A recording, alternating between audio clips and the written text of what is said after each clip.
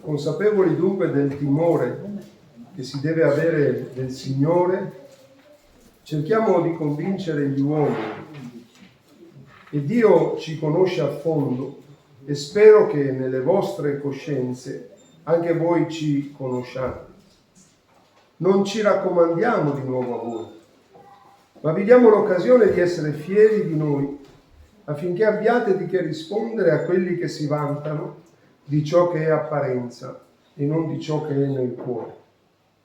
Perché se siamo fuori di senno è per Dio, e se siamo di buon senno è per voi. Infatti l'amore di Cristo ci costringe, perché siamo giunti a questa conclusione che uno solo morì per tutti, quindi tutti morirono, e che egli morì per tutti affinché quelli che vivono non vivano più per se stessi, ma per colui che è morto e risuscitato per loro. Quindi da ora in poi non conosciamo più nessuno da un punto di vista umano.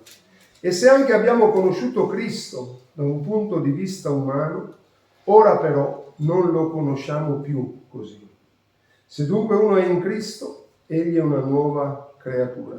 Le cose vecchie sono passate, ecco, sono diventate nuove. E tutto questo viene da Dio, che ci ha riconciliati con sé per mezzo di Cristo e ci ha affidato il ministero della riconciliazione. Infatti, Dio era in Cristo nel riconciliare con sé il mondo, non imputando agli uomini le loro colpe, e ha messo in noi la parola della riconciliazione. Noi dunque facciamo da ambasciatori per Cristo, come se Dio esortasse per mezzo nostro: vi supplichiamo nel nome di Cristo, siate riconciliati con Dio. Colui che non ha conosciuto peccato, egli lo ha fatto diventare peccato per noi, affinché noi diventassimo giustizia di Dio in Lui. Fin qui la parola del Signore. Parlaci, ti preghiamo. Manda la tua parola nel nome di Gesù. Amen. Prima di considerare questo passaggio, questo brano molto, molto bello, o per arrivare a delle conclusioni, dovremmo fare qualche passaggio indietro su cose che ha detto prima Paolo. In particolare nei capitoli precedenti, in particolare nel capitolo 3, nel capitolo 4, Paolo fa un elenco di situazioni che poi lo portano a fare questa conclusione, che è fantastica, è la più bella conclusione che un uomo possa trarre nella sua vita qui sulla terra. La prima cosa, se nel capitolo 3 parla del confronto fra la legge e la grazia. Dice che quando Mosè andò a prendere la legge nel monte Sinai, e il suo volto era trasformato, era raggiante ed era qualcosa di glorioso, ma poi dice anche che c'è qualcosa di più glorioso che è la grazia, perché il Sinai costringe, il Calvario trasforma. Importante. Questi credenti erano affezionati alla legge, ma Paolo dice: c'è qualcosa di più che è a vostra portata, è la grazia di Dio. E se Mosè aveva un patto glorioso, perché tale era, dato da Dio, scritto da Dio, c'è un patto ancora più glorioso, siglato non su tavole di pietra, ma con il sangue di Gesù che è sparso per la redenzione delle persone. Un patto che è glorioso perché durerà per l'eternità. La legge è destinata a un certo periodo, la grazia sarà per l'eternità.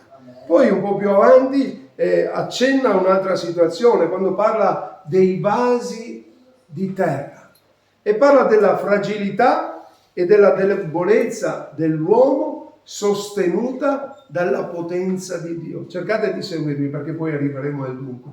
Paolo dice che Dio ha messo questo tesoro, Dio è particolare. Pensate che ha messo il futuro di Israele nelle fauci dei coccodrilli. Quando ha messo il cestino con Noè dentro che girava nel Nilo e c'erano i coccodrilli grandi come una casa, eppure Dio fa le cose più strane. Con Mosè vince un esercito con un bastone di legno, altro che con gli archi e con le lance. Dio è così. E la sua grazia, questo messaggio che abbiamo, non lo mette in uomini super potenti o super colti, ma lo mette in vasi di terra, deboli e fragili, affinché la gloria vada a Dio. Nessuno si può vantare perché noi siamo vasi di terra, ma quello che Dio mette dentro questi vasi è glorioso. Alleluia. Rende prezioso la mia e la tua vita. Ci credete? Siamo deboli, fragili, ma dentro di noi c'è qualcosa di fantastico. E poi parla ancora, in un altro appunto, della contrapposizione, poi se volete a casa ve li leggete, del pensiero di Dio e il pensiero umano. A un certo punto Paolo dice, per poi arrivare a queste conclusioni, che le cose che si vedono sono per un tempo, mentre le cose che non si vedono sono eterne. È contrario al pensiero sociale, perché tutti pensano, no, io credo a quello che vedo perché è concreto. Non è vero niente, perché cielo e terra passeranno, tutto sarà distrutto. Quello che vediamo è per un tempo, quello che non vediamo è per l'eternità. Tu non vedi la mia anima, io non vedo la tua anima, ma quella è per l'eternità. Cielo e terra passeranno, ma chi fa la volontà di Dio dimora in eterno. E c'è questo pensiero, perché probabilmente molti si affannavano per cercare le sicurezze materiali, ma Gesù stesso l'ha detto, non fatevi tesori sulla terra, fatevi tesori nel cielo, dove lì non c'è nulla che li può prendere. E poi altre due cose molto semplici, un po' più avanti, ancora prima di arrivare a dove abbiamo letto noi, Paolo dice anche una cosa importantissima, il perché Dio ci ha fatti così, con la nostra fragilità, corruttibilità, perché Dio ci dice che non vuole spogliarci il giorno che chiudiamo gli occhi, ma vuole rivestirci. Mentre questo uomo esterno si disfa, ce n'è uno che si va rinnovando di giorno in giorno ad immagine di chi lo ha creato. E Dio ci ha creato per questo. Non so se vi consola, ma tanto il tempo passa, prima o dopo dobbiamo fare quel passaggio, ma non saremo spogliati della nostra vita, saremo rivestiti di una vita gloriosa ed è per l'eternità. E grazie a Dio che è così, perché se Dio l'ha fatto vuol dire che è buono. Per questo Dio ci ha fatto. E l'ultima cosa che lo leggo, perché è una breve affermazione importante, è che il verso precedente a quello da cui abbiamo cominciato a leggere, il verso 10, dice, per poi fare la conclusione, noi tutti infatti dobbiamo comparire davanti al tribunale di Cristo, affinché ciascuno riceva la retribuzione di ciò che ha fatto quando era nel corpo, sia in bene sia in male. Anche questo Paolo dice ai fratelli di Corinto e lo dice anche a noi. Un giorno dovremo rispondere della nostra vita. Non vi vedo tanto contenti, ma è scritto un giorno in bene o in male, Dio ci chiederà conto di come abbiamo vissuto la nostra vita, sia a noi credenti, anche ai non credenti. Più avanti Paolo dice, perché quello che l'uomo avrà seminato, quello raccoglierà. Quello che abbiamo seminato in terra, coscientemente o incoscientemente, un giorno verrà manifestato e saremo giudicati o per premio o per condanna di quello che può essere il nostro lavoro. Naturalmente come credenti sappiamo, nella lettera prima Paolo dice che non perderemo la salvezza, ma tutto quello che avremo fatto sarà passato al vaglio. Se abbiamo lavorato con oro, argento e pietre preziose, sussisterà. Se abbiamo lavorato con paglia, fieno e legno, sarà bruciato, però non perderemo la salvezza. Grazie a Dio per questo. Ma pensate a quelli che non hanno la salvezza.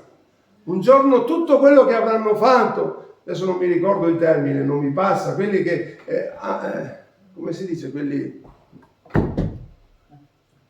Vabbè, se mi viene in mente ve lo dico. Che pensano di aver fatto tanto per gli altri, ma come dice prima Corinzi 13, se non ho amore non vale nulla. E tutto sarà bruciato. E forse diranno anche, Signore, ma abbiamo fatto questo in nome tuo, abbiamo fatto quello in nome tuo. Io non vi conosco, dipartitevi, perché il sentimento del cuore non era quello giusto. E poi allora Paolo fa questa conclusione, queste 3 semplici conclusioni. Spero di fare presto a spiegarle. Intanto la prima cosa che abbiamo letto è una cosa fantastica.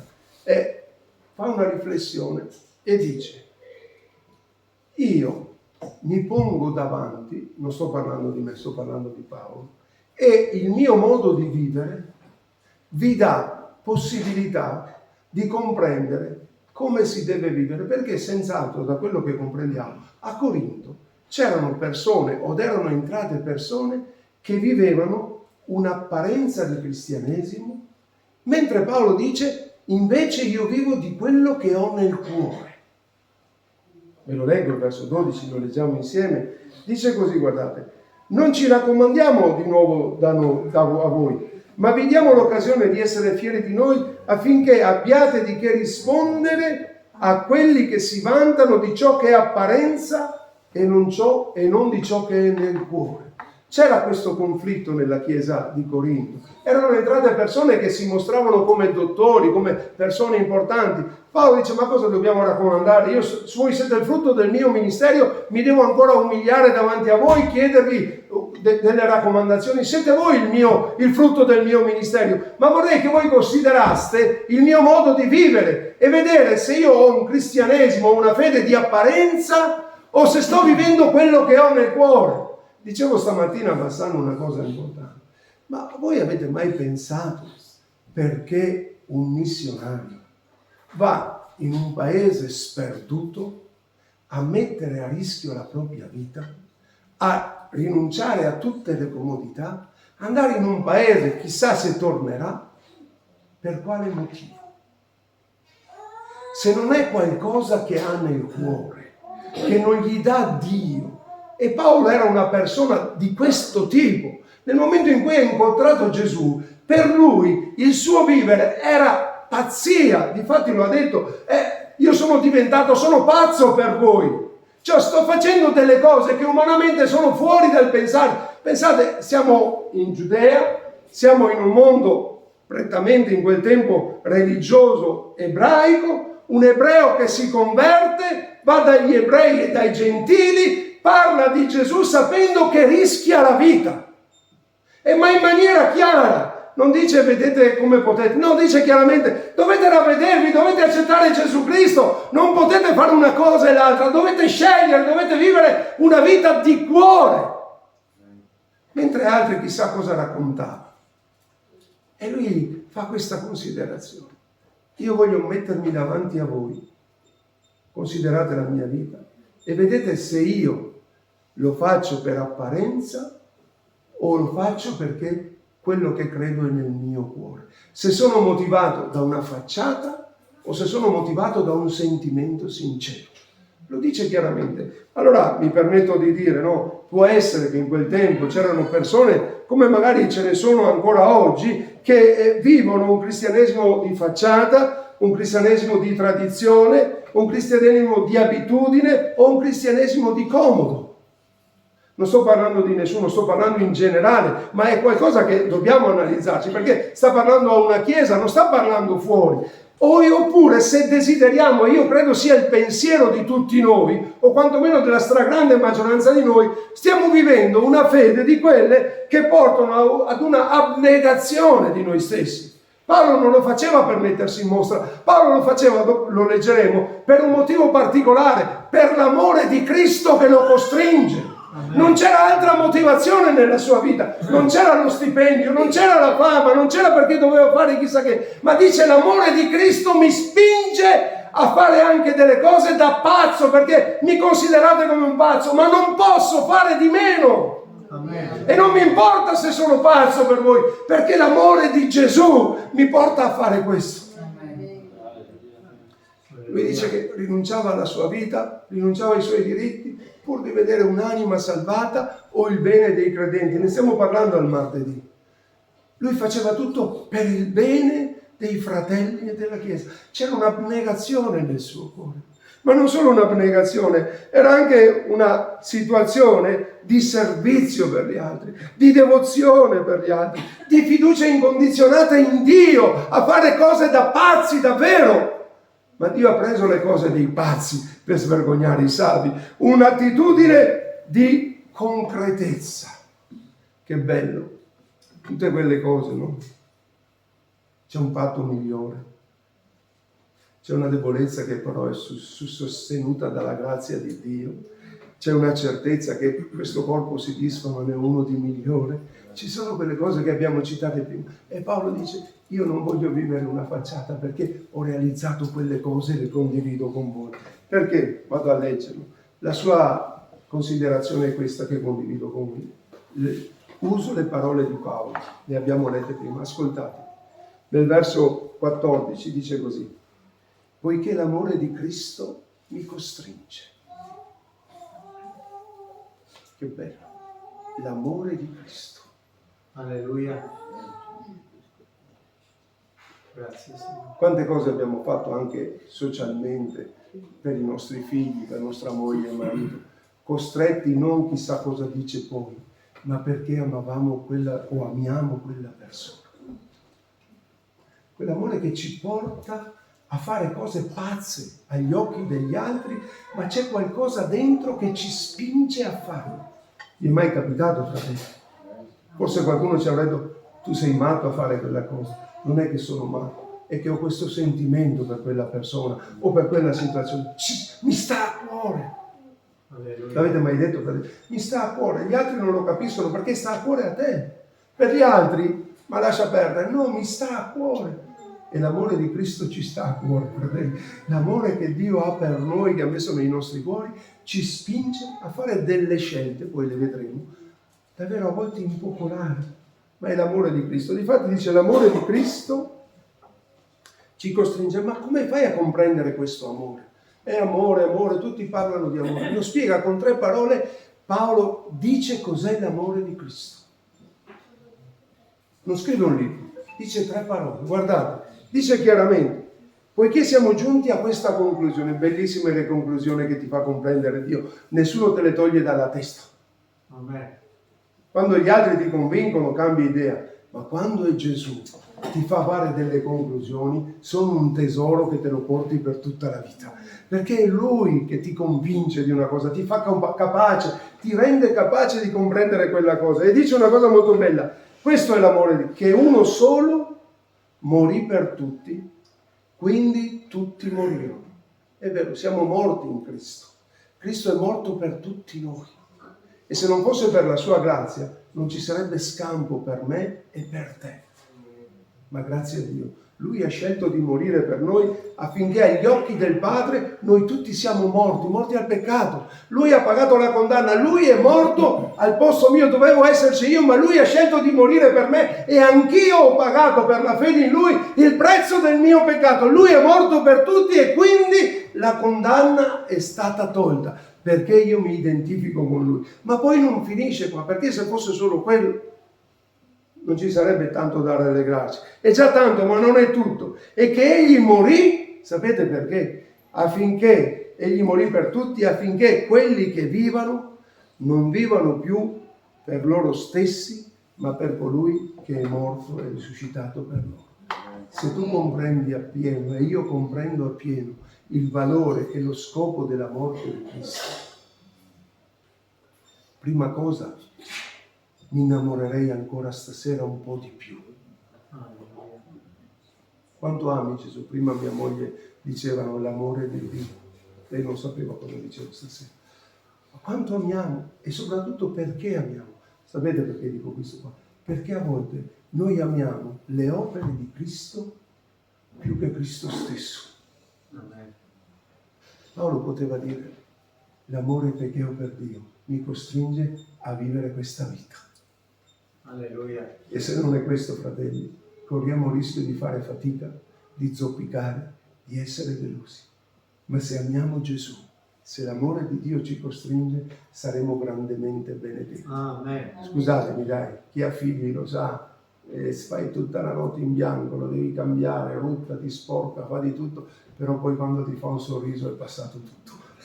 L'amore di Dio nel cuore ti permette di superare tutte le difficoltà, se no perché lo fai?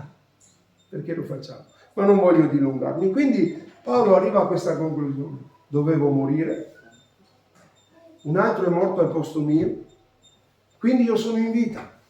La vita che sto vivendo ho un debito di riconoscenza per Gesù, e allora il minimo è che vivo per Lui secondo quello che Lui mi dice. Non so se ho spiegato, devo ridirlo. Dovevo morire, però a un certo momento Gesù è morto per me, quindi mi ha lasciato in vita. Allora adesso io che sono vivo cosa faccio? Se ho capito che è stato Gesù a lasciarmi in vita, la vita che vivo non è più mia, me l'ha regalata Lui. Amen. E io cosa faccio? Minimo vivo per Lui, per colui che è morto per me. Amen. Questo è il cristianesimo, fratelli. Non c'è altra motivazione. Un amen ci sta, però se non vivi il cristianesimo per amore di Cristo e gratitudine, forse stiamo sbagliando qualcosa. Ma allora poi Paolo dice un'altra cosa. Ho capito, sono arrivato a questa conclusione. Secondo punto, sono a metà della predica, dai, fra un po' finito. La seconda cosa, dice, ho capito questo. E allora sapete cosa vi dico, fratelli di Corinto? Una cosa importante. Dice così il verso, quindi, ho capito questo, e quindi vi partecipo questa verità. Quindi da ora in poi non conosciamo più nessuno dal punto di vista umano. E se abbiamo conosciuto Cristo da un punto di vista umano, ora però non lo conosciamo più. È una frase che in questa settimana mi ha fatto riflettere. Non dico che mi ha mandato in crisi, ma mi ha fatto riflettere. Conoscere Cristo da un punto di vista umano. Non so se qualcuno di quei corinzi avessero avuto l'età per aver visto magari Gesù faccia a faccia, magari andando a Gerusalemme, forse in qualche maniera. Però c'è questa condizione, conoscere Cristo da un punto di vista umano. Siccome noi umanamente non possiamo vedere Cristo, nel senso un contatto fisico con Gesù, può essere che qualcuno l'abbia avuto. Allora mi sono fermato a pensare, però anche nel 2023 si può conoscere Cristo da un punto di vista umano. Sai, tu puoi conoscere Cristo da un punto di vista umano, e te lo spiego, quando qualcuno ti parla di Lui, fisicamente, biologicamente, senti parlare di Gesù e lo conosci da un punto di vista di scambio umano di informazioni. Chi dice la gente che io sia? Ognuno diceva la sua. Per me è questo, per me è quello. Se tu parli con i musulmani ti dicono Cristo è un profeta, è loro opinione. Se tu parli con qualche altra denominazione ti dà la sua opinione. E puoi conoscerlo dal punto di vista umano, perché qualcuno, che forse ne sa più di noi, ci dà delle informazioni. Oppure da un punto di vista umano può essere anche la contemporaneità, come dicevo prima. Se vi ricordate, Pietro a un certo punto dice: abbiamo bisogno che qualcuno che è stato con noi dall'inizio fino alla fine del suo ministero prenda il posto di Giuda, che lo avesse conosciuto umanamente, che fosse stato con lui. E come dicevo, può darsi che qualche Corinto abbia visto che nella prima lettera diceva io sono di Paolo, io sono di Cristo. Forse poteva vantarsi di averlo conosciuto. Può essere.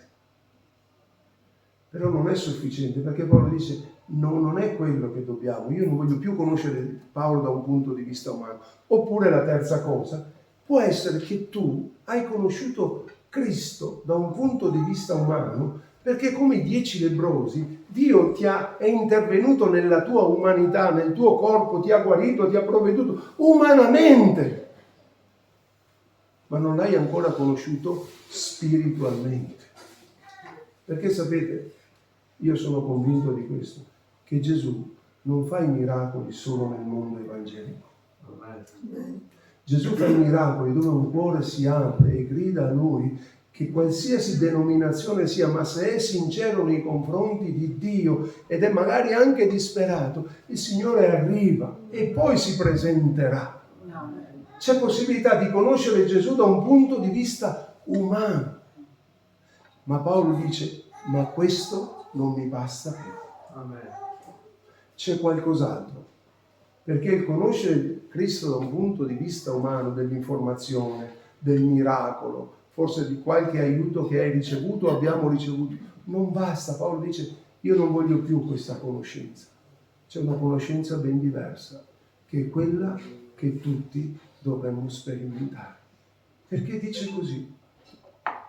Difatti, se uno è in Cristo è una nuova creatura. Amen. Sapete, i 10 lebbrosi, 9 sono stati guariti, ma sono rimasti dei peccatori perduti. Uno è stato guarito, ma poi è tornato ai piedi di Gesù chiedendo perdono e ringraziando. E quello è stato guarito umanamente, ma poi anche salvato spiritualmente. Ed è importante che nella vita nostra, essendo consapevoli di tutto quello che ho detto, che a un certo punto non ci fermiamo a un livello solo umano con Cristo. Se abbiamo sperato in Cristo per questa vita soltanto, siamo i più miserabili di tutti gli uomini. E Paolo affonda un po' il discorso dicendo: ora in Cristo, se dunque uno è in Cristo è una nuova creatura, le cose vecchie sono passate, sono diventate nuove. C'è bisogno di una trasformazione, fratelli. C'è bisogno che ogni anima non riceva un miracolo. E io voglio incoraggiare voi, ma soprattutto me.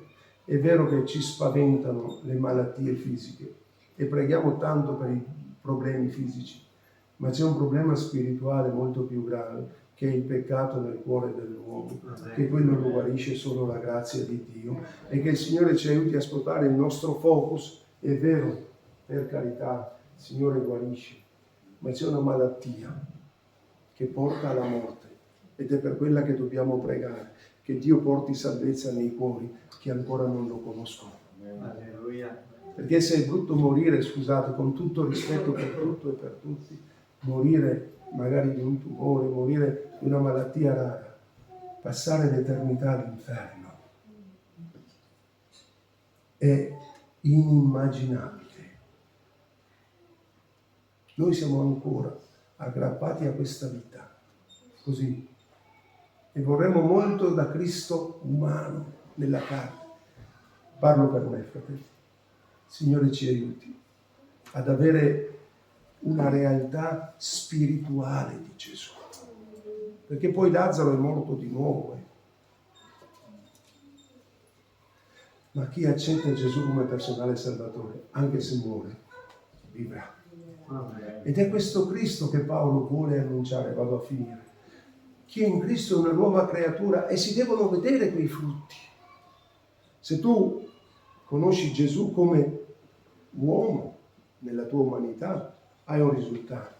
Ma se conosci Cristo nella sua spiritualità, succede qualcosa di meraviglioso. C'è qualcosa che solo Dio ti può dare. Allora è particolare. Ora però c'è di più di un conoscere Cristo umanamente, perché te ne hanno parlato, perché stai bene con Gesù, perché ti risponde nei tuoi bisogni. C'è qualcosa di più. Paolo dice: fratelli di Corinto, dovete cercare qualcosa di più. Non accontentatevi che Dio risponde alle vostre preghiere, vi provvede un lavoro, vi fa andare d'accordo con vostra moglie, guarda i vostri figli, vi dà una casa. No, c'è di più. C'è una realtà spirituale che cambia la vita. Chi è in Cristo è una nuova creatura. Non è una nuova religione, è una nuova creatura. Le cose vecchie che ti spaventavano e ti facevano schiavo sono passate, sono diventate nuove. Passi in un nuovo regime, dalla morte alla vita. Mi state seguendo, fratelli? Ho paura di perdermi, ma è importante. Paolo diceva: l'amore di Cristo mi costringe. Adesso voglio dirlo a voi, Corinti: non fermatevi a un Cristo naturale. Cercate il Cristo spirituale, cioè l'esperienza spirituale con Gesù. Ma che me ne faccio se Dio mi guarisce e poi muoio condannato? È meglio che mi lasci la mia malattia, ma mi salvi. Non so se siete d'accordo con me. Paolo poteva dirlo. Mi ha detto: tienti il tuo dolore, perché la mia grazia si dimostra perfettamente nella tua debolezza. Vado a concludere. Alleluia. La parola di Dio dice: noi siamo dunque stati sepolti con Lui mediante il battesimo nella sua morte, affinché come Cristo è risuscitato dai morti, mediante la gloria del Padre, così anche noi camminassimo in novità di vita. Nuovi desideri, nuovi interessi, nuove parole che escono dalla nostra bocca. Ma pensate, chi ci sente adorare Dio, io ogni tanto penso al martedì sera, al venerdì, qualcuno passa e va di là: sti cose matti.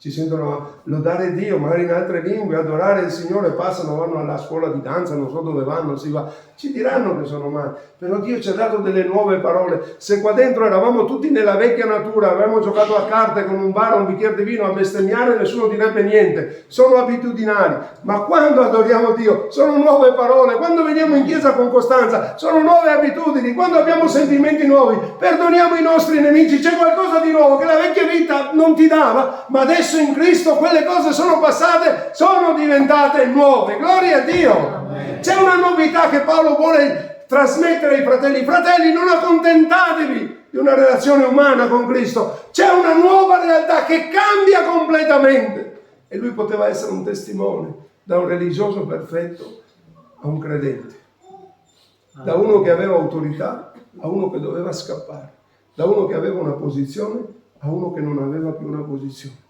Ma l'amore di Cristo mi costringe. E vado a finire. Dice, forse qualcuno si domandava, penso io, ma com'è possibile, Paolo? Tu mi dici che posso diventare una nuova creatura? Ma come faccio, Paolo, a diventare una nuova creatura? Io mi accontento che quando prego ogni tanto il Signore mi risponde, mi tutela, mi guarda. No, c'è di più, caro. Non so chi era, ma è qualcuno. C'è di più. Ma allora come faccio ad avere questa nuova vita? Io vengo in chiesa, stamattina una sorella diceva, sai, ti ho detto, siamo contenti di vederti, da un po' che viene, non ho mai avuto modo di parlare. E diceva, no, io sono felicissima di venire qua. Ogni volta che vengo qua mi riempio di gioia, c'è la presenza del Signore, sto bene. È una sorella che vive da sola e da un anno che viene in chiesa. Non basta andare in chiesa, non basta essere in chiesa, bisogna sentire quello che Dio ci dà. Allora vado a finire, ma come si può fare? Bellissimo, la soluzione di Dio sono sconvolgenti. Quando Dio dà la soluzione tu rimani a bocca aperta. Allora vado verso la fine, e dice così.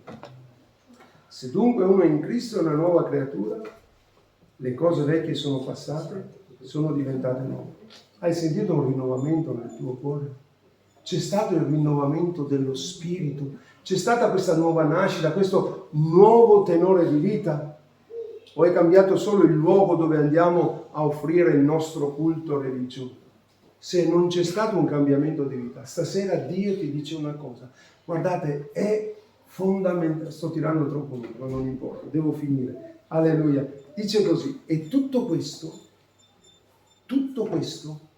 cioè questo cambiamento che ti puoi avere, viene da Dio. Non è il tuo sforzo, non è la tua capacità, la tua cultura, ma è Dio che lo farà solo se comprendi questa verità. Stamattina ho predicato su questo e mi sono sconvolto da solo. Sì, perché mi predico anche a me.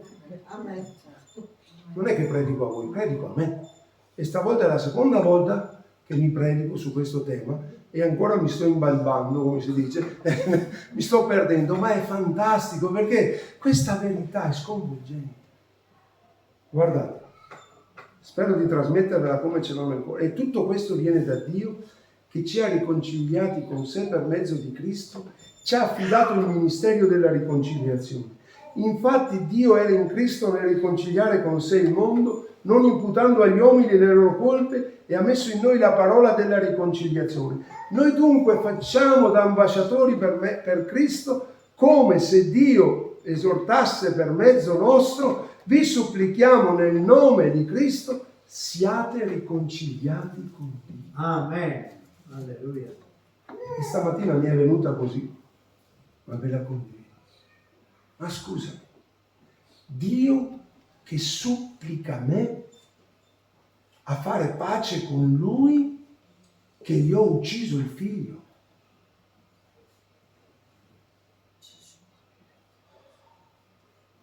Gesù non l'ha ucciso il romano, Gesù l'ho ucciso io e l'hai ucciso tu con i nostri peccati. E questo Dio pieno d'amore che viene a supplicarmi e a dirmi: guarda che se anche hai ucciso mio figlio, io non sono arrabbiato con te, io desidero fare pace con te. Adesso la devo dire per sdrammatizzare un po'. Stamattina dicevo alle sorelle in chiesa, ma anche ai fratelli, che anche nella chiesa, seppure siamo fratelli e gloria a Dio per questo, Enzo qui potrà dare voce in questo, quando nelle scuole domenicali, nelle riunioni che facciamo, tocchi un figlio, cominciano i guai. Tu puoi toccargli il marito, puoi toccargli la moglie, ma quando tu tocchi un figlio a una mamma, fai un'osservazione al figlio, sgridi il figlio per il suo bene e anche per il tuo, perché magari tu non l'hai mai sgridato per quella cosa, ma tu sai cos'è l'educazione, cominciano i guai. E cosa fai? Non ti guardi più, muso duro, quelle volte. Dio non è così. Cioè io gli ho massacrato il figlio, l'ho messo in croce, suo figlio, io l'ho messo in croce, io ho questa consapevolezza. Pietro nel primo sermone dice, voi inchiodandolo al legno lo uccideste. E non lo sta dicendo ai romani, lo sta dicendo agli ebrei, lo sta dicendo anche a me. Io ho ucciso suo figlio e Dio viene da me e mi sta dicendo, ti prego Beppe, riconciliati con me. Ma come riconciliati? Sono io che dovrei dire a te, oh Dio, riconciliati con me perché te l'ho fatta grossa. Ma il carattere di Dio è diverso. È Lui che prende l'iniziativa e viene da me peccatore e mi dice, Beppe, se hai ucciso mio figlio, io ti chiedo, riconciliati con me, non sono arrabbiato. Voglio fare pace con te.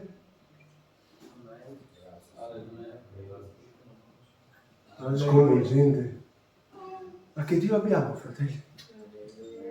Che Dio abbiamo? Vi supplichiamo. Solitamente nel nostro gergo umano, senza dire male di nessuno, ti consiglio di mettere a posto le cose. È così quando c'è uno screzio, no? Dio no. Dio non ci minaccia. Dio ci supplica. Ti supplico, supplichiamo. Dio supplica per mezzo di noi, dice Paolo, con questo messaggio. Siate riconciliati con Dio. Dio ha già fatto pace con te. Sei tu che devi accettare quella riconciliazione. Attraverso cosa? Semplice. L'ultimo verso. Colui che non ha conosciuto peccato, egli lo ha fatto diventare peccato per noi, affinché noi diventassimo giustizia di Dio. Bellissimo. Non potevamo. Doveva andare così. Ma in ogni caso io ho ucciso il figlio. E Dio viene da me e dice, guarda, quello che tu non potevi fare, io l'ho fatto mandando il mio figlio. Adesso c'è una cosa che tu devi fare. Riconciliarti con me. Ma come faccio? Ti ho offeso, ti ho fatto... Tu devi solo fare una cosa. Credere che quel piano è un piano che io ho stabilito per averti vicino a me per l'eternità, per poterti far nascere di nuovo. 3 cose veloci. Come posso? Attraverso la fede in Gesù. Se io credo che è vero, io l'ho ucciso, ma quella morte ha pagato il prezzo del mio peccato, ho già fatto un passo avanti. Grazie. La seconda cosa, la fiducia nel messaggio del Vangelo. Noi facciamo da ambasciatori non la fiducia in Paolo, non la fiducia nel pastore, non la fiducia negli altri, ma nella fiducia della veridicità del Vangelo. Perché questo è il Vangelo. Siate riconciliati con Dio. Dio non è arrabbiato con te. Sei contento? Forse, e finisco davvero, stasera tu sei un po' arrabbiato o arrabbiata con Dio per qualcosa che forse non ti va giù delle sue scelte. Ma ci dobbiamo fidare. Dio non è arrabbiato. A volte siamo noi esseri umani che non ce la facciamo passare perché non abbiamo capito l'amore di Dio per noi. E l'ultima cosa, la fiducia nella giustizia che Dio ti abilita. Dio ha tanto amato il mondo che ha dato il suo unigenito figlio affinché chiunque crede in Lui non perisca ma abbia vita eterna. Grazie Signore. Bellissimo. Io stasera, se ancora sto conoscendo nella dualità spirito e carne la mia spiritualità è più verso la carne di Cristo, cioè le opere che Dio fa. Stasera voglio dire, Signore, voglio che la mia bilancia penda di più verso l'incontro spirituale con Gesù, perché Lui cambierà tante cose. E se stasera tu non sei riconciliato con Dio, riconciliata con Dio, se non hai accettato quel messaggio di salvezza, ti accontenti ancora di un Gesù che ti fa qualcosa di materiale. Uso le parole di Paolo. Ti esorto, riconciliati con Dio, fai pace con Dio. Lui non è arrabbiato. Sei tu che devi metterti nelle condizioni di chiedere perdono e dire: Signore, ho bisogno della tua salvezza. Amen. E vedrai che le cose vecchie passeranno, diventeranno nuove. C'è una nuova vita che ci aspetta, non solo in cielo, ma qui sulla terra, una vita nuova in Cristo Gesù. Allora, stasera non so se qualcuno si deve riconciliare con Dio, deve proprio fare pace con Dio, deve sentire la sua benedizione, non la sua misericordia, la sua approvazione nel cuore. Ti devi sentire come il figlio il prodigo, figlio di Dio accolto. Ti devi sentire, scusami, con tutto il rispetto e timore per Dio, a tuo agio nella casa di Dio, giustificato e perdonato. Paolo diceva: vi supplichiamo, ma che uomo, vi supplichiamo.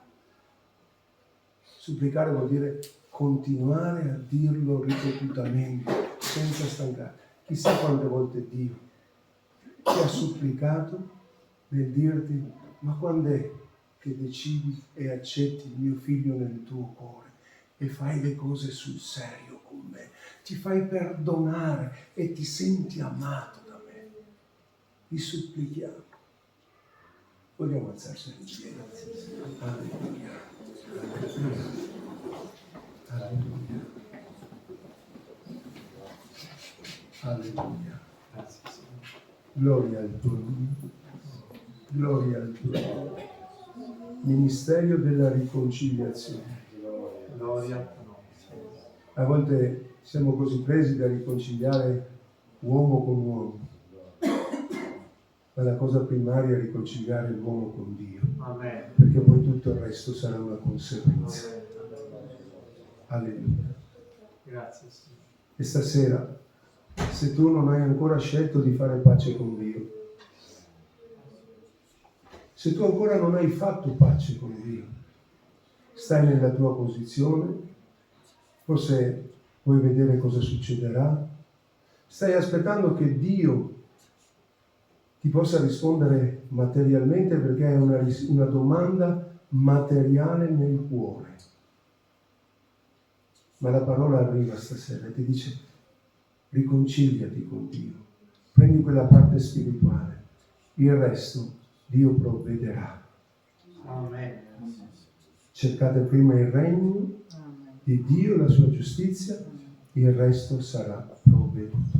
Amen. Non voglio allungare, ma se tu senti in cuore di dover far pace con Dio, di chiedere a Dio perdono perché tu ti sei reso conto stasera come me che è per il tuo e il mio peccato che Cristo è morto.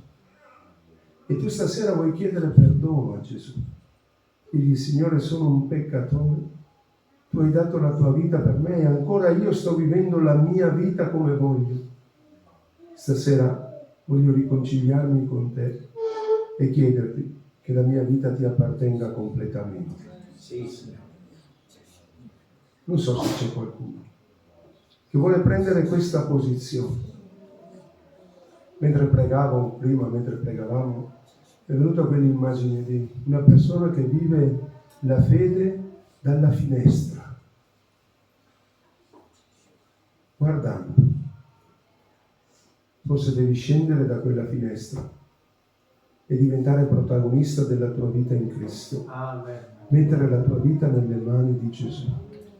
Vorrei chiedere se possiamo chiudere i nostri occhi per un attimo, abbassare il nostro capo. Dio non è arrabbiato, Dio non te la farà pagare. Sarai tu con la tua scelta che ti troverai quel conto, ma Dio lo ha già pagato quel conto in Cristo. E stasera sta chiedendo solo se può mettere anche nella tua vita, già pagato dal mio figliolo. Se qualcuno stasera sente in cuore di dover far pace con Dio, riconciliarsi con Dio, lì dove ti trovi, io ti invito ad alzare la tua mano, dire: Signore, io voglio fare pace con te. Alleluia. Pace con Dio, sì. Noi vi supplichiamo, sconvolgente, Dio che ti supplica, potrebbe starsene lì a casa sua, farsi gli affari suoi, ma Dio ti sta supplicando attraverso questa semplice parola: riconciliati con me. Alleluia. Se c'è qualcun altro stasera, alza la tua mano, vogliamo fare una semplice preghiera e poi Dio farà tutta l'opera sua. Una nuova creatura, una nuova visione, un nuovo modo di vivere la vita. Alleluia. Dio ti supplica, riconciliati con me e avrai la prosperità spirituale che viene promessa dalla sua parola. Alleluia. Se c'è ancora qualcun altro, poi vogliamo fare una preghiera, una semplice preghiera, perché Dio sta già vedendo queste mani, le ha già viste. Alleluia. E l'importante è che le veda Lui. Alleluia. Grazie Signore. Signore, ti adoriamo. Vogliamo intonare quell'inno, fratelli? Lasciati andare nelle mani di Gesù, il figlio di Dio. Qualche istante. E se qualcuno ancora pensa di dover regolare i conti con Dio, fallo stasera, perché il prezzo è già stato pagato. C'è l'opportunità che Dio ti dà, ti sta supplicando: fai pace con me, riconciliati con me, perché il prezzo è già stato pagato. Alleluia, alleluia.